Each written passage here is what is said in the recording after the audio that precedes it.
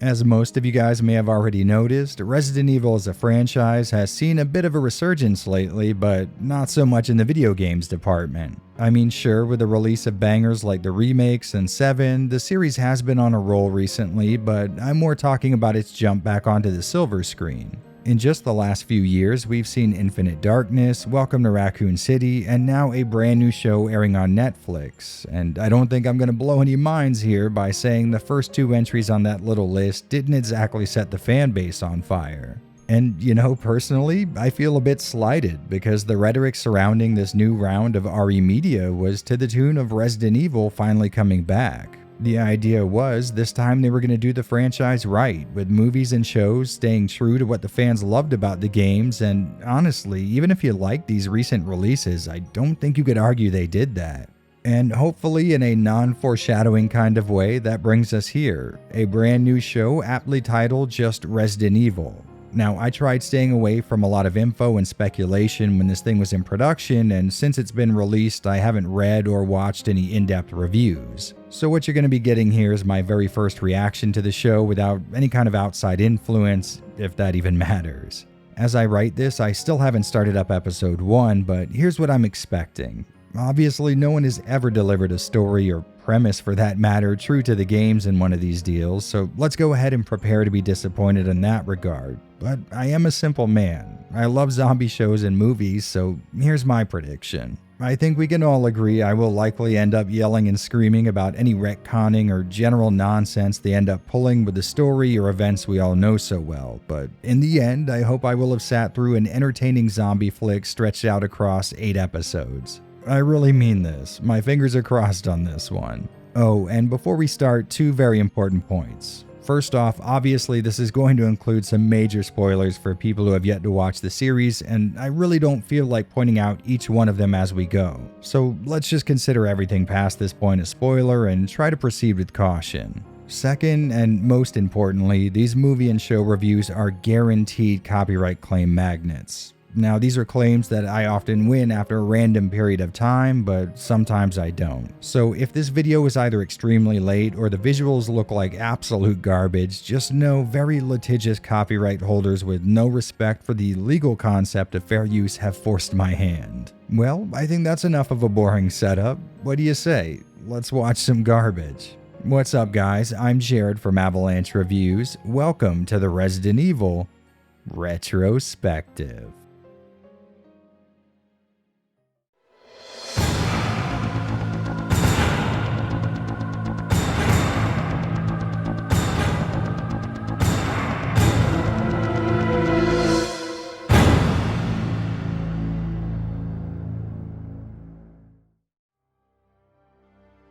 Resident Evil somehow starts on both a good point and a bad point simultaneously. First off, we have a world overrun with zombies and a single survivor walking through the desolated streets of London looking to do some research. Always a good way to open any story in my opinion. But things for me go downhill very fast when we get a look at said zombies.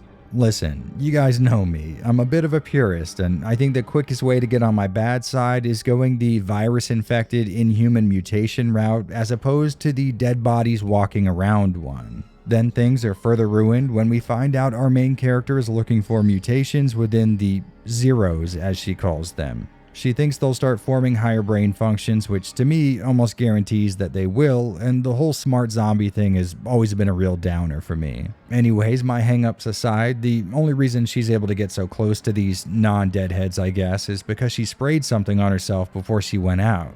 A bit of preparation that goes absolutely out the window when she, in frustration, gets up and cuts herself, letting them all know she's there with a chase ensuing. She does end up making it back to her base, activating some sort of perimeter defense that sees the group getting cooked, which, I'll be honest, is pretty damn cool. All the commotion, though, has attracted a T-virus-infected caterpillar, which I remember a lot of people talking shit about, but honestly, when you think about it, it kind of fits. I mean, yes, it is dumb as shit, don't get me wrong, but in RE games we fought giant BOW centipedes, scorpions, worms, and elephants. This doesn't seem too outside the norm for the series. Listen, there are plenty of reasons to be pissed at this show, believe me, I just don't think this is necessarily one of them.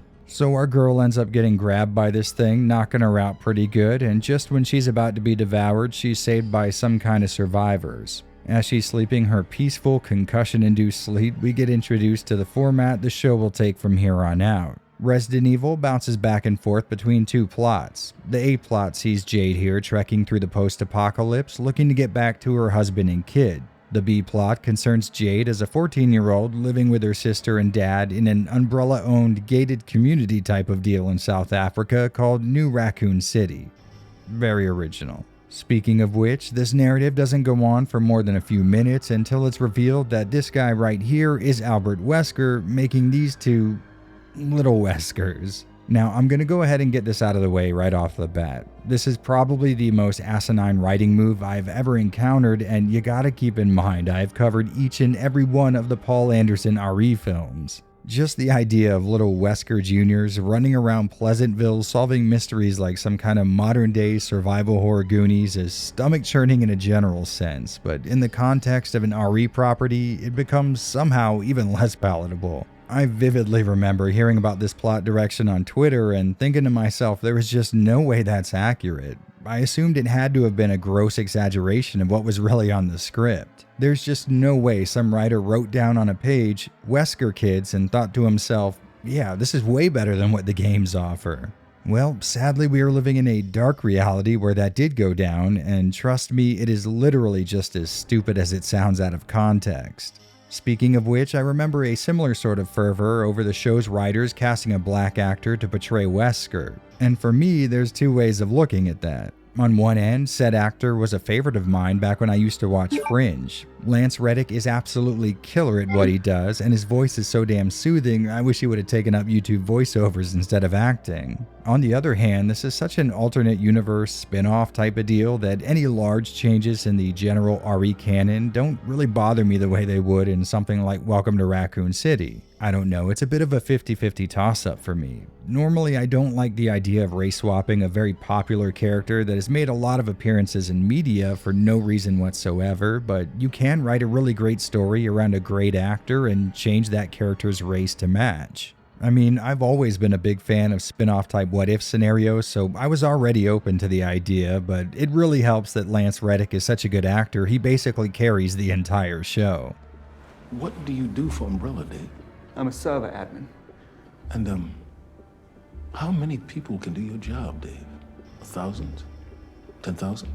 And it really doesn't matter whether or not you don't like it or I do, because Wesker is this guy now, and he's a single dad looking to raise two teenagers in suburban South Africa, so I guess we're all gonna have to get used to it. The general hook for the show is the fact that, like I said before, it's broken up between two plot lines. In the present, I guess, Jade Wesker is desperately trying to make her way back to her group, a mysterious organization called the University dedicated to finding artifacts of the old world like music, books, and art with the goal of preserving things the way they were. Jade was on a bit of a research-related excursion, but after her run-in with Big Chungus, she was taken in by scavengers who were looking to trade her up for a bit of safe passage to a better, more well-protected stronghold. And it doesn't exactly take a galaxy brain to figure out that they're trading her to Umbrella. An Umbrella that, in this timeline at least, seemed to be more like the Empire in Star Wars than a pharmaceutical company. I mean, their soldiers even look like Walmart brand stormtroopers. It's kind of ridiculous. So you may be asking yourself,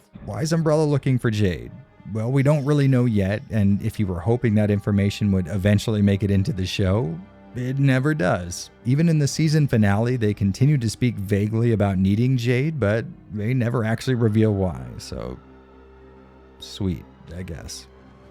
Cool. Thanks to the previous flashback, we do know her dad worked for Umbrella, and this guy lets her know her sister wants to see her. Now, Jade clearly doesn't want anything to do with all that, so we at least know something happened in the past to shake up their little family unit. And since we're on the subject, I would say the vast majority of the plot taking place in New Raccoon City, aka the past, is absolute torture to watch. It mostly concerns the two Wesker twins going through dumb teenage drama, and it falls prey to the same fate that awaits any other story about modern teenagers written by 38-year-olds who think obsessively watching TikToks counts as being with it. The dialogue feels like an odd combination of sentences a 10-year-old might say mixed with the vocabulary of someone's middle-aged aunt. In my opinion, neither of Wesker's daughters, or really any of the teenage cast for that matter, feel like genuine human beings, but instead obvious archetypes. Now, to be fair, I'm not really a fan of watching 14-year-olds deal with crushes, bullies, and teenage jealousy, so this really wasn't ever meant for me anyways, but that brings up a very good question. Who was it meant for? I mean, let's be realistic. If you're a fan of the Resident Evil series, the very first game in that series was released in 1996. Now, there's no way to be sure, but I would wager a lot of you guys are a little more interested in voting on changing your neighborhood zoning restrictions than you are watching a 14-year-old develop a crush on a boy with a British accent. Well, anyways, we'll be here forever if we keep analyzing every little detail. These sections in the past are an incredibly slow burn. I would say a good 70% of it just deals with the twins struggling to adapt to the world of the Stepford wives. One's getting into boys, and the other one feels like the strong connection they have with their sibling is fading away. Yada yada yada. That being said though, there is a pretty okay mystery being set up within the margins of this. We know that Wesker works for Umbrella, and while he maintains an overworked but caring father figure role at home, he has his hands in a lot of the atrocities that Umbrella commits on a bi-hourly basis. There's also something going on with him taking blood from his daughters periodically and doing some kind of shady work in a secret lab under his house. I'd say in the entire series, this is probably the most well-written element. Even if you have the slightest amount of foreknowledge, you know that Umbrella is essentially the devil in corporate form and that Wesker is certainly no angel, so what exactly so bad this show is treating it like a secret? I mean, I gotta give it up to them. There's a general air of mystery around the girls, their origin, and what Wesker is up to, and you get just enough clues and hints as to not fully solve the puzzle, but keep you wondering what's going on. Back to the present though, things are a little more boring, with the only real draw coming from wondering what happened in the past to have these sisters take such divergent paths after the apocalypse. The rest of the runtime is spent getting Jade from point A to B, with Umbrella trailing just behind, and this somehow feels even more generic than the teenage girl drama. They do, however, introduce this chubster who is really cool and somehow simultaneously sounds like both an Irishman faking a bad American accent and an American guy faking a bad Irish accent simultaneously. It got pretty crazy back there, right? Like, brain monsters. My man here serves as a bit of a persistent antagonist, and I'll say at first I did hate him, but there's an episode where he's essentially Fat John Wick, and, well, the guy won me over. Right about 5 minutes before the damn show kills him off. Here in the present, we do get an okay scene with lickers, but it somehow feels like they're doing the bare minimum and making these things as creepy as they were in the games. Mostly though, this apocalypse plot is filled with generic thriller stuff at this point. Think of any cheesy post-apocalypse stereotype and this show probably touches on it. And that's a bit of a problem because, like I said, I really wasn't feeling the past high school teen drama stuff either. Speaking of which, at this point, the show is setting up Jade's sister Billy as a bit of a pushover, leading to her getting bullied at school. There's a lot of interpersonal stuff going on with Jade wanting Billy to defend herself and Billy being afraid of being seen as a freak. There's a bit of climax to the situation, with Jade beating the shit out of Billy's bully and making it look like Billy was the perpetrator so that kids at school would leave her alone. This causes a bit of a rift between the two, but it culminates in a scene where Wesker gets to throw his weight around a bit, intimidating the father of the bully to both apologize for being rude to Billy and to drop any legal retaliation. This was actually a pretty cool scene and further cements my belief that any scene where Lance Reddick isn't present in this show really isn't worth watching.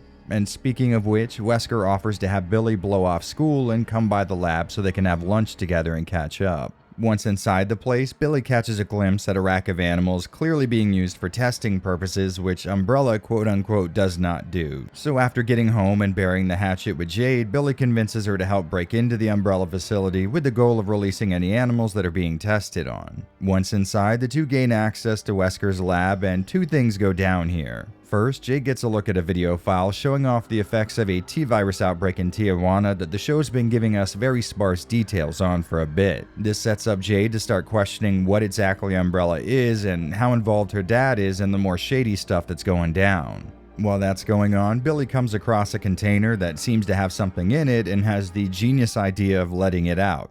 It of course turning out to be a Cerberus. This thing chases them around and eventually gets the drop on Billy, tearing into her pretty good. Jade, being a pretty good sister, domes the thing, and just as she does, Wesker shows up. Now he knows that if the company finds out they were in there and witnessed what they were really up to, he'd never see them again, so he tells them to rush home, wipes all the computers, and stays there so that the company would think this was all just a late-night research accident. This kicks off a bit of suspense where they drag out whether or not Billy is infected with the T-virus. This little plot device lasts the rest of the show, and while she does show all the symptoms of a person who has the T-virus in their blood, she never turns into a mutated freak. At the same time, Wesker's boss and head honcho of this facility is introduced, and she is really pushing for this miracle drug Umbrella's working on to be rushed to market. Wesker, though, is a bit of a conscientious objector since this thing is based on the T-virus and an overdose can infect a user with it. Evelyn, with the help of her not quite attached ponytail, however, is able to convince the board to stay the course. From now on, she's going to act as the general bad guy for this timeline, and she does a pretty good job at being this two-faced, profits above all, under-control psycho sort of character.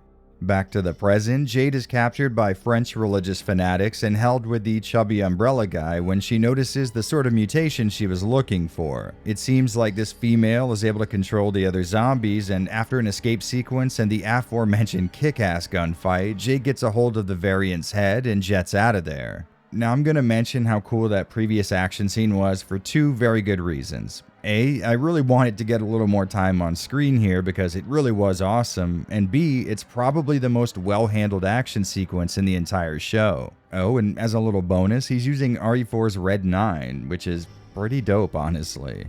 So Jade manages to get away with the zombie head she was after, but just leaves the umbrella guy to be eaten, which really sucks because this episode did a whole lot to endear me to him. I mean, dude's just doing all this to give his dogs a better life, and that seems a little too sweet just to let him die like this. Anyways, my disappointment aside, Jade makes it out of the place only to be caught by a different umbrella unit led by her sister Billy. Back to the past, a journalist who had knowledge of the Tijuana incident has been in contact with Jade and comes to New Raccoon City to meet with her, a move that will eventually lead to him being captured by Umbrella.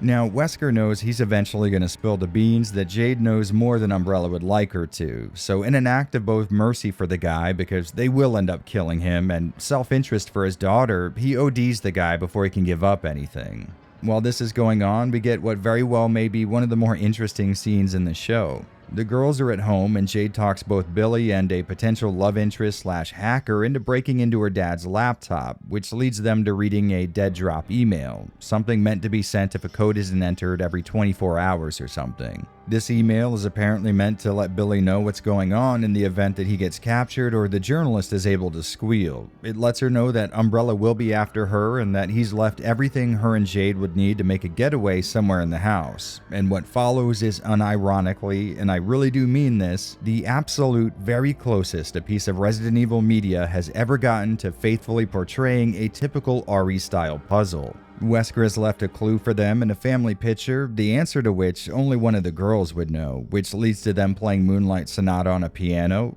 nice reference, and finding another note that needs deciphering. While this is all going on, the hacker kid is leading them through the house on a path that'll keep them away from any smart appliances which have cameras in them. Of course, I'm condensing this situation down pretty hard, and you're missing a lot of key details, but I will say this was a really cool little homage. It sort of feels like a sequence you might actually see in an RE game. Past this sentence, I will probably talk a lot of shit about this show, but I do have to give them a slight tip of the hat for this one. Well done. Further snooping has them finding Wesker's secret in-home lab where they find out he's been keeping their blood on file. Oh, by the way, I forgot to mention, the justification given at the start of the show for the periodic blood samples was that Wesker wanted to make sure the girls didn't have COVID, which is dumb as shit, but I assure you it doesn't even scratch the top 5 asinine plot points the show will cover. They also find a DVD chronicling the experiments on Lisa Trevor, which lets them know their dad is up to some wicked-ass science stuff, and when they try to leave with his computer, a failsafe system activates that'll burn the entire room to ashes. Luckily, Wesker gets back home just in time to stop it, but the girls knock him out and tie him up. Understandably, the girls want answers, and Wesker reveals that he did a little gene editing on both of them before they were born, which is kind of hilarious when you think about it. After fans of the games almost unanimously shit on Allison Anderson's RE films, the people looking to bring RE back to the silver screen decided the one thing those movies got right was a genetically enhanced Mary Sue. Jesus. Alright, so the show isn't exactly clear on this, but I think Billy was given some kind of enhanced strength, which explains why she was able to piece this dude up so hard earlier, and I think both of them may have been given above average intelligence, which may explain why Jade is a genius level scientist in the future while not doing very much learning at all as a teenager. The next episode picks back up with Jade in the present as she's taken in by Billy, who gets her alone and orchestrates her escape, saying she chose wrong when she sided with Umbrella. Oh, and by the way, this was absolutely hilarious to me. So this entire time I've been thrown off because past Jade has a relatively normal set of chompers while present Jade is rocking one hell of a gap-toothed smile, and they actually address it by having Billy mention the last time she saw her, Jade had gotten her front teeth kicked in or something. Now, I'm no expert in dentistry or anything, but I have had a few teeth knocked out in my day, and I'm not sure they allow you to opt into a purposeful gap between your two front teeth when there wasn't one there before. I assume most people would rather them just have not addressed it at all, because if you weren't paying attention to it before, you definitely are now. Anyways, Jade takes advantage of the opportunity and is picked up by her people in the university, leading to the absolute most boring arc of the show so far. This plot thread has Jade struggling to fit back into her family dynamic in this shallow attempt at an "oh my god, I'm basically my dad" scenario. Essentially, she spends way too much time on her research and not enough with her daughter. And it's not like this kind of thing can't work in a TV show. You could do this stuff right, but they kind of lay it on too heavy. I mean, Jade's not even on the boat 5 minutes before it becomes an issue. No joke, when she sees her family for the first time after months and months of being separated from them, keep in mind everybody knowing that she had been abducted by Umbrella, her husband bitches that she's not around that much anymore. I really don't like Jade as a character very much, and I'm not sure how, but they're making me not like this guy even more. During this thread, literally nothing happens for what feels like most of the episode. The only thing getting near an interesting event comes from Jade and her assistant finding out the queen zombie she found uses some kind of pheromone that lets her control what zombies do and do not attack. We do, however, get some kind of action when Jade sneaks out to secretly nab a zombie to experiment on. Once she has everything set up, her daughter walks in, and instead of just making her wait outside, this absolute galaxy brain tests out her pheromone spray with her daughter in the same room. On the plus side, it works, but on the negative side, the zombie gets loose and kills her assistant, who was revealed to be pregnant 4 or so minutes ago. Now, I think this could have been a pretty interesting plot point, maybe her and her family gets kicked off the boat or something, but instead it goes absolutely nowhere because right when she's about to face some kind of a backlash for her idiotic actions, Umbrella shows up. I might be skipping ahead here a little bit, but if you were hoping there would be some kind of a resolution to this event the show took, I don't know, an entire episode to set up, yeah, it's not going to happen. After this, it is never brought up again, and the show acts like it didn't happen, so I guess my only question is, why the hell did I have to sit through it then? Alright, back to Umbrella. So it turns out Billy faked the whole loving sister act and only let Jade go so she could put a tracker in the zombie head and find the university, and to be honest, I'm not sure why they care about these guys. Apparently the company is afraid of them digging up Umbrella's seedy past, but why the shit do they care about their PR at this point? The world has officially ended already, and Umbrella runs what is essentially a military state. They're in control of everything, and no one can do anything without their say-so. Well, anyways, we cut back to the past where Wesker is being held at Umbrella, and we are introduced to literally the most stupid and flat-out comical storyline ever seen in any piece of Resident Evil media, and if you know this series, you know how lofty acclaim that is. Alright, are you ready for this? Alright, so Albert Wesker, the one we know in the show so far, is actually just a clone of the real Wesker, aka the Albert Wesker from the video games. Apparently, the Wesker we are more familiar with, again, video game Wesker, cloned himself in order to get some work done on... Now that I think about it, they never really say what he was working on, but that's not important right now. What we should really be focusing on is Dollar Store Blade over here. I mean, come on. Our guy Wesker deserves more effort than this, and I'm pretty sure you had a big enough budget to get something that, I don't know, didn't look dumb, maybe? Well, Umbrella finds out what he's up to, and they raid the place, and in an attempt at covering his tracks, Wesker kills one of his Wesker clones, but is unable to finish the job, leaving 2 clones left alive. Evelyn comes across them and makes a deal with the Wesker we know while keeping the more dopey one locked up in New Raccoon City. The show refers to the less mature one as Bert, so I guess we're gonna have to roll with that for now. Anyways, the two catch up, and Wesker tells Bert about his daughters when he's forcefully taken out of the room to meet with Evelyn. Bert takes this opportunity to kill two guards and escape the facility, where he meets up with Jade and Billy, and absolute hilarity ensues. I'm sorry, sir. It's one per table. But that's a limit. Dad, it's no big deal. It is a big deal because it's not unlimited. Okay, now I'm gonna be honest, some of these lines are actually kind of funny, and the deadpan delivery sort of works in a way, but clearly this was just not a personality that comes easy to Lance Reddick. The guy's clearly reaching outside of his comfort zone, and as a result, the performance is pretty up and down. I don't know, it's got its moments, and sometimes Lance and the writing mesh up very well to make for a funny scene, but it just doesn't feel right to me. Alright, so Bert tries to keep up the charade, but eventually comes clean that he's a clone and tells him that Wesker's being held. Right then, Umbrella shows up, and Bert does a good enough job taking a few of them out, but eventually they all end up getting taken in. I don't like you! This whole time, Wesker's been holding out, not giving Evelyn any info, but apparently the original Wesker gave these clones rapid aging, which is breaking down their bodies. Then we find out what he's been doing with his daughter's blood this whole time. Apparently, some of the gene editing he did to them allows their blood to counteract this effect, but he needs to take it pretty often, and without them around, he's starting to die. The girls finally have everything revealed to them, meaning they're about as filled in as we are, and they are understandably pissed at the idea of being living blood bags for their dad. Flash forward to the present, and Jade's transfer is being negotiated between the university and Umbrella. Knowing this is definitely going down, Jade tells her daughter to grab a similar bug-out bag to the one her dad made for her and her sister and get off the ship. Then Jade gets taken to meet up with her sister, where we find out that Billy, I guess, did brain surgery on Evelyn and can control her with an iPad.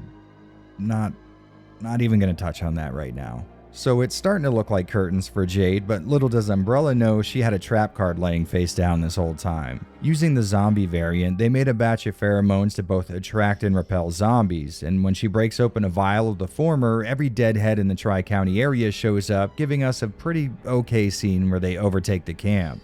At the same time, we find out that the university has a nuclear option, and I'm sorry, but I have to point this out. The monster you fight in RE2 was an alligator, and most definitely not a crocodile, which this could not be because it would have died a long time ago being drug around in salt water. I'm sure my fellow Floridians immediately screamed this at their TVs when they saw it too. Continuing on to the very last episode, everything comes to a head. Apparently, Evelyn has been drugging her wife with a prototype drug they've been working on, which works a little too well, making her numb to everything except for a barely lucid sort of happiness. The girls try to get away from an Umbrella thug, but only Jade makes it, and she heads straight to the hacker kid's house, which I neglected to mention is the son of Evelyn because it almost doesn't matter. Anyways, she tells him what's going on, and he agrees to help her break into the facility to get Billy out. Back in the present, Billy does a pretty okay job taking down what looks like thousands of zombies with drones rocking some kind of infinite ammo code, and Jade makes it back to the ship right about the same time she realizes she probably shouldn't have told her daughter to secretly leave.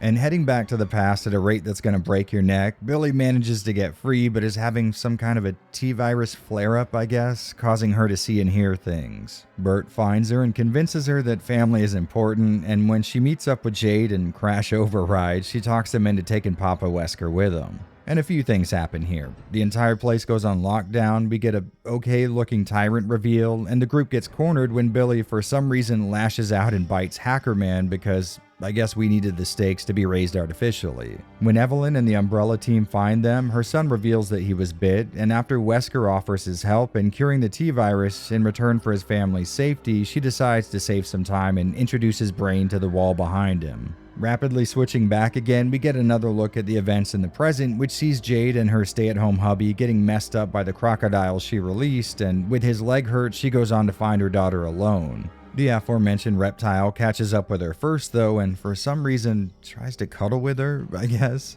Billy blasts the thing with a missile shortly after, and no joke, this was kind of a sad scene for me. Like sure, blow him up when he's actively trying to kill you, but not when he's laying down all cute like. Jade finally catches up with her daughter, but Umbrella isn't far behind, and there's a confrontation where Jade's unable to kill her sister, a sentiment that isn't exactly returned. Of course, Jade gets shot in the gut, allowing for a dramatic reveal for Season 2, and we cut back to the Umbrella escape attempt in the past. In a last-ditch effort, Wesker decides to make a giant bomb out of the lab, but he's got to stay behind to detonate it. The girls and Bert get away, and when Wesker's confronted by Evelyn, she goes on about how she has the future in her hands, but what does he have? And Wesker says, I have a pen. Honestly, I don't get it.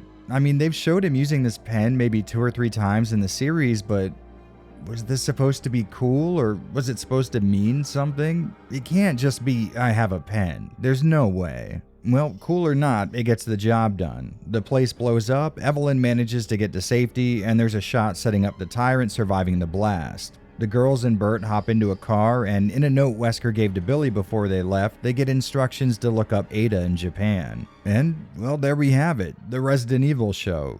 Now, it probably doesn't need to be said, but this was not a fun watch for me. When I opened this video, I told you guys my expectations were deservedly low, and I was just hoping to get a nice post-apocalyptic zombie story out of this. Something I very much did not end up getting. Even if 75% of the show was an episode of Degrassi, the small portions that actually do take place after the T-virus outbreak almost never include any real threat from zombies or anything else for that matter. Now, I can already feel the comments coming in, but Jared, Resident Evil's about BOWs, not just zombies, to which I have a single question. In RE's 1, 2, 3, Remake, 0, Outbreak, Code Veronica, what makes up 90% of the enemy roster? Hell, better than that, what movie served as the inspiration for the first game's creation? Was it A, Jurassic Park, B, Mulholland Drive, or C, Night of the Motherfucking Living Dead? I rest my case. And since we're on that tangent anyways, why the hell do they have to call them zeros throughout the story? I really don't get this obsession with calling zombies something else in zombie media lately. The genre got played out a long time ago, I can admit that, but for some reason filmmakers think calling them a different name totally revitalizes it. It's sort of asinine. Regardless of what they're called though, I just was not a fan of them in this show. They more follow the diseased and sick sort of look versus my preferred, recently deceased return to the living aesthetic. Now in the show's defense, they do make a point to mention that the zombies here aren't dead, which doesn't make any sense because Jade pulls one out of the water where it's been for presumably years, at the very least days, so that little theory doesn't hold up very well. All in all, I just wasn't a fan of how the zombies were handled here. They played next to no role in the events of the story, and the whole thing could have easily went on without them. Of course, all the retconning wasn't enjoyable from a fan's perspective, but I knew that would be the case going in. Like I've said many times before, I am all for fun side stories and what-if scenarios playing with canon. It just needs to be interesting and fun, and this show was neither of those things for me. I know I said it at the start, but this new wave of RE media was sort of sold to me as the series finally doing right by the fans. It seems like these people understood how dogshit the Anderson films were and wanted to make good on a sort of cinematic apology, but every single time they fall into the same exact pitfalls that he did. They assume the core Resident Evil story isn't good enough, so they write their own, each and every attempt turning into an absolute mess. So, was I disappointed in this series? Of course, which is actually kind of surprising because I was already prepared for it to be garbage. Let's just put everything else to the side and focus on one thing. This show has Lance Reddick playing clones of himself. A lot of them. Who okayed that idea? I mean, when people criticize RE games, it's usually in the form of shitting on how ridiculous the story is, which to be fair it is, but if you're rewriting a whole new story, why make it just as nonsensical but in a vaguely different way? Honestly though, my main gripe is with just how poorly thought out this all was. I can accept an absolute bonkers storyline if it's at least written well or interestingly, but this show stumbles on really elementary stuff. For example, their goal seems to have been to portray Jade as this strong spirit that triumphs even when all of these terrible things happen to her, but she has a hand in causing nearly every single negative outcome in the show. I mean, let's look back on it all. Jade attacked the bully, which set into motion her sister finding out about the animal testing, which is what led to her getting infected. Her adult self cutting her arm is what caused the zombies to chase her, and that's what got her quote-unquote rescued by the Scrappers, the event that kicked off most of her hardships in the post-apocalypse. She was also the one who got in touch with a journalist who would come to see her and get killed for it, which also led to her dad being imprisoned and dying in an explosion. She talked the hacker guy into getting her into the Umbrella lab, which directly led to him getting radical eye surgery. Back in the present day, she brought the zombie on the university boat and then decided to conduct a secret and dangerous experiment with her daughter in the room, which led to a close friend of hers being killed. She then gave her daughter advice to leave the ship and subsequently forgot about it, leading to her and her husband having to find her. And keep in mind, it was her call to release the crocodile, which not only flipped her boat and crippled her hubby, but also led Billy straight to her daughter. And honestly, I think I'm leaving a few out. If you really sit and think for like 5 minutes, you can tie nearly every death in the 8-episode run to Jade. She is without a doubt the main antagonist in both timelines, and I'm pretty sure that wasn't on purpose. I think this show just has garbage writing, and the worst part is, it's not get out of your chair and rave about it bad, just the normal lull you into a deep sleep kind of bad. It's not like it's a travesty or anything, it's just sort of boring and badly produced. If you're a fan of the games, all the changes to the story will probably end up keeping you away, and if you're just a fan of horror-adjacent sci-fi, all the high school-age drama will probably have the same effect. And I think that explains this show perfectly. Resident Evil is essentially a TV show that was made for no one. The fan base of its source material are way too old to be watching teenagers gossip about each other, and people looking for something like The Walking Dead aren't gonna like how little of the story is focused on zombies or the apocalypse, despite it taking place in a literal zombie apocalypse. So if you can help it, don't waste your time watching Resident Evil. At the very best, you'll be left with a bunch of cliffhangers for a second season that, based on the reviews, likely isn't coming. And I think that's a good thing. I think we can all agree work this shoddy definitely doesn't need to be rewarded with more money. And, well, I don't think I can say much else. This is a bad show. Not so bad it's good, but just bad enough to be boring. Now, if you'll excuse me, I physically cannot talk about this damn thing anymore.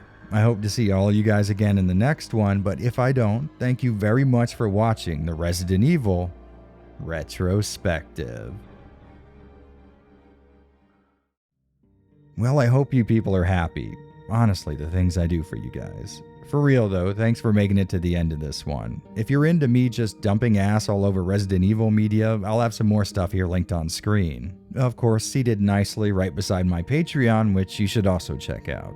I'm not really sure what else to say here, but if I could, I'd like to make a request. Can a few of you guys pretend to like the show in the comments? I want to see people lose their minds arguing with you. Alright friends, well that's it. Thank you very much, and I'll see you all next time. Peace out.